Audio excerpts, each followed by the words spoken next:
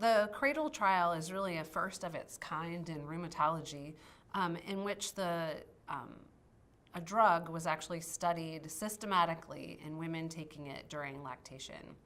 The key was to look for how much of the drug was transferring into breast milk, with the goal of understanding the amount of transfer, and then we could then interpret what that might mean for the safety of the drug during breastfeeding to the mother and to the infant.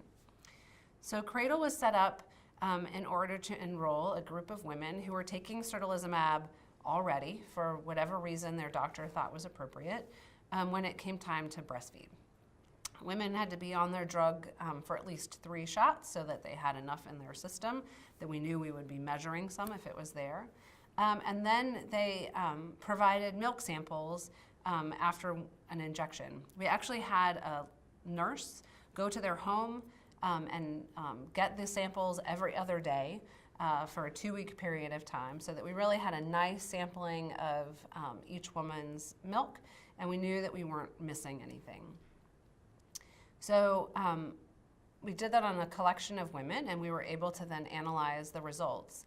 The analysis is harder than you'd think, because we're all very good at measuring certolizumab and other medications in blood, but blood is different than breast milk. Breast milk has a lot of fat in it and different proteins in it and so on.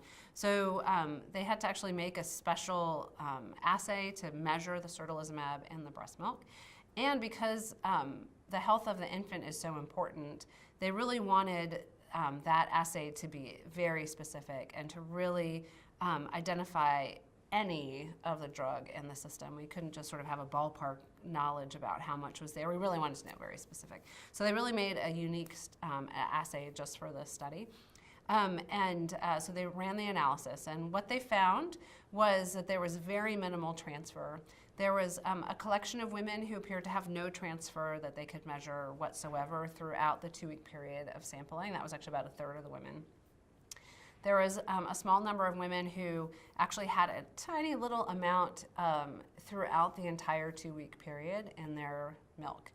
And then there was a group of women who the level kind of went up to still a tiny amount, but had a little bit about a week after the dose was given, and then it went back away.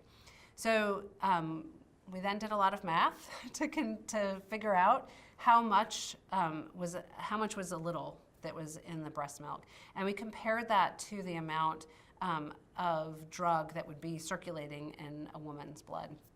And we did that comparison. We saw that it was well less than 0.5% of what would be circulating in a woman's blood was actually in the breast milk.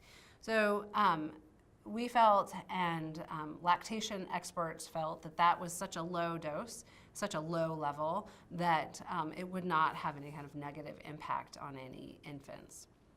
In addition, what I think is also reassuring is that there's a reason that people don't drink TNF inhibitors, that they're injections, and that's that your gut will digest the drug and it won't ever get to your body. So sort of the backup is that even if there is a tiny amount in the breast milk, that we would expect that the baby's gut would most likely digest anything that's in there.